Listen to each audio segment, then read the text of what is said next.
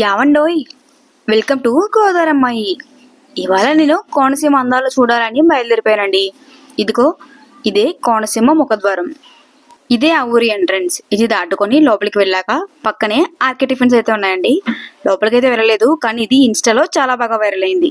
అక్కడ టిఫిన్స్ అయితే చాలా అద్భుతంగా ఉంటాయంట. ఈసారి వెళ్ళినప్పుడు ఖచ్చితంగా ట్రై చేద్దామని వచ్చేసాం. ఇలా ఈ రోడ్డు మీదకి రాగానే కొబ్బరి చెట్లు అయితే వెల్కమ్ చెప్పేశాయి. రోడ్డు మీద వెళ్తుంటే మనుషుల కన్నా కొబ్బరి చెట్లే చాలా ఎక్కువ కనిపించాయండి. అంతేకాదు ఈ ఊర్లో ఇల్లుల కన్నా కూడా కొబ్బరి చెట్లు చాలా ఎక్కువ ఉంటాయంట. ఇటువైపేమో కాలువ, అటువైపేమో కొబ్బరి చెట్లు, మధ్యలో రహదారి. అసలు ఈ గ్రీనరీ అయితే చూసే కొద్దీ చూడాలి అనిపించిందండి. నేనైతే 2 గంటల టైంకి వెళ్ళాను. వేసవికాలంలో ఎంత ఎండలో ఉన్నా ఈ ప్లేస్కి వచ్చేసరికి చాలా చల్లగా అనిపించిందండి. అసలు ట్రాఫిక్ లేని నిర్మానుషమైన రోడ్లు ఇవన్నీ. ఈ ప్లేస్ లో ఎక్కడ చూసినా కూడా చిన్న చిన్న వంతెనలు అయితే ఉన్నాయండి. ఈ రోడ్డు నుంచి ఆ రోడ్డుకి వెళ్ళడానికి ఈ వంతెనల ద్వారానే వెళ్ళిపోతారు. విలేజెస్ లో ఇలాంటి వంతెనలు చాలా ఎక్కువ ఉన్నాయి. ఇవన్నీ చాలా కామన్ కూడా. కోనసీమలో ముఖ్యంగా కనిపించేది కొబ్బరి చెట్లు. వాటికి కొబ్బరికాయలను తీసి ప్రతిరోజు ఏదో ఒక ఊరు ఎక్స్పోర్ట్ చేస్తూనే ఉంటారండి. ఇక్కడ నుంచి బిజినెస్ అయితే చాలా బాగా లాగుతుంది. ప్రతిరోజు కూడా ఇలా లారీలు కానీ ట్రాక్టర్లు కానీ వచ్చి ఇదిగో ఈ కొబ్బరికాయలన్నీ తీసుకుని వేరే ఊర్లు తీసుకెళ్తూ ఉంటారు. వీడియో ఫాస్ట్ గా ఉందని చూడడం అనేకండి, అలాగని స్కిప్ కూడా కొట్టకండి. మేము ఎంత దూరం వెళ్ళినా ఇలాగా కొబ్బరి చెట్లు ఎదురవుతూనే ఉన్నాయండి. వాటిని దాటుకుని వెళ్ళడానికి గంట టైం పట్టింది. ఇవన్నీ నేను షార్ట్ అండ్ స్వీట్ లో వీడియో రికార్డ్ చేసేసి పెట్టేశాను. ఒక 4 మినిట్స్ కేటాయించి వీడియో చూసేయండి. అలానే ఈ ఊర్లోకి ఇలా వెళ్తూ ఉండగా చిన్న చిన్న పాన్ షాప్స్, అలానే చిన్న చిన్న తాటాకిళ్ళు, పెంకిటిల్లు ఇలా చాలా ఎదురైనాయండి. నేను ఇవన్నీ చూసి చాలా సంవత్సరాలు అయిపోయింది. చిన్నప్పుడెప్పుడు మా నాన్నమ్మ వాళ్ళ ఇంట్లో ఉన్నప్పుడు ఇలాంటివన్నీ కనిపించేవండి. ఇప్పుడు ఎక్కడ చూసిన అపార్ట్మెంట్లే కదా. కానీ ఈ ఊర్లో అయితే ప్రతి చోట పల్లెటూరు వాతావరణమే. ఎక్కడ చూసినా గ్రీనరీనే ఉందండి. కోనసీమలో అసలైన స్పెషల్ ఏంటంటే ఇక్కడ ప్రతి పండుగ కూడా చాలా బాగా సెలబ్రేట్ చేస్తారండి. ఇదిగో ఈ ప్లేస్ చూసారా? ఇది చూస్తే మీకు ఏం గుర్తొస్తుంది? కమిటీ కుర్రాలు మూవీ షూటింగ్ అయితే ఇక్కడే జరిగిందండి. ఈ బ్రిడ్జ్ చూసారా?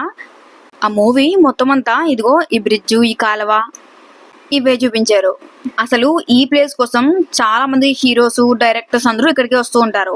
విలేజ్ వైబ్స్ లో ఏదైనా మూవీస్ తీయాలి అంటే ఖచ్చితంగా ఈ ప్లేస్ కి అయితే వచ్చేస్తారండి.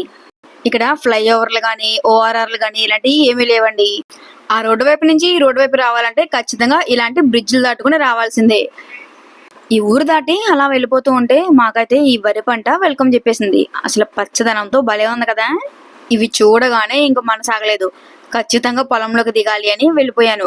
ఈ పొలం గట్ల దగ్గర అలా నడుచుకుంటూ వీడియో అయితే తీసేసుకున్నానండి. ఈ పచ్చదనానికి, అక్కడ నుంచి వచ్చే పైరగాలికి ఇంక అక్కడే ఉండిపోవాలనిపించిందండి. ఎంతసేపు అయినా అసలు రాబోదే కాలేదు. ఇంత ఎండలో కూడా అక్కడ అలసటే లేదండి. ఇవన్నీ చూస్తుంటే భలే రిఫ్రెషింగ్ అనిపించింది. ఈ పొలం మధ్యలో షూట్ కి అయితే భలే ఉంటుందండి. ఫొటోస్ అయితే అదిరిపోతాయి అంతే. ఇంకా అలా మేము కొత్తపేట అయితే వచ్చేసాము. ఇక్కడ వెంకటరత్నం గారి బిర్యానీ అయితే చాలా ఫేమస్ అంట. అందుకని ఆయన హోటల్కి వెళ్ళిపోయానండి. ఇన్స్టాలో వెంకటరత్నం గారి బిర్యానీ చాలా ఫేమస్ అని విని టేస్ట్ ఎలా ఉంటుందా చూద్దామని వెళ్ళిపోయానండి. అక్కడ పెద్ద పెద్ద హోటల్స్ లేదా మాస్టర్ చెఫ్స్ నిజంగానే లేరు. కానీ లోపలికి వెళ్ళగానే కుర్చీలు బల్లలతో భలే నిండిపోయిందండి ఆ ప్లేస్ అంతా. వెళ్ళేసరికి వాళ్ళు హార్ట్ వెల్కమ్ చెప్తుంటే ఇంకా బాగా అనిపించింది. గోదావరి వాళ్ళందరూ ఫుడ్తో చంపేస్తారంటారు కదా, వీళ్ళు కూడా అంతేనండి. వెళ్ళగానే ఇలాగా అరిటాకులు పెట్టి దాంట్లో కట్టెల పొయ్యి మీద చేసే పలావ్ అయితే పెట్టేశారు. టేస్ట్ అయితే అదిరిపోయిందండి. వాళ్ళ రిసీవింగ్ అయితే ఇంకా బాగుంది. అలాగా ఫిష్ ఫ్రై కూడా తినేసి వచ్చేసాం బయటికి. ఈ ఊరు దాటడానికి చాలా టైం పట్టేస్తుంది. ఎందుకంటే చెట్లు పొలాలతోనే నిండిపోతుందండి. ఇక్కడ మనుషుల కన్నా చెట్లే ఎక్కువ ఉంటాయండి బాబు. ఇంకా అలా జర్నీ చేసుకుంటూ వెళ్ళిపోయామా, ఇంకా రానే వచ్చిందండి అమలాపురం. ఇదిగో అమలాపురం మెయిన్ సెంటర్ ఇదే. ఊర్లోకి అయితే ఎంటర్ అయిపోయాం. అసలు వెళ్ళేంత వరకు తెలియదండి అమలాపురం కూడా చాలా పెద్ద సిటీ అని. ఇక్కడ ఫ్యాషన్ ఫ్యాక్టరీ, సిఎంఆర్ ఇలా చాలా ఉన్నాయి. ఆ మూవీలో హీరోయిన్ బస్ ఎక్కుతూ ఉంటుంది కదా, అది ఈ అమలాపురం బస్ స్టాండ్ లోనే, అది ఈ సెంటర్ లోనే. ఎదరికే ఇంకా వెళ్తూ ఉండగా ఇక్కడ మాకు క్లాక్ టవర్ అయితే కనిపించేసిందండి. అమలాపురంలో ఇది మెయిన్ సెంటర్ అండి. అమలాపురంలో ఇంకా ఏమేమి చూసానో నెక్స్ట్ పార్ట్ లో చూపించేస్తాను. ఇదైతే పార్ట్ 1. పార్ట్ 2 కోసం వెయిట్ చేసాను.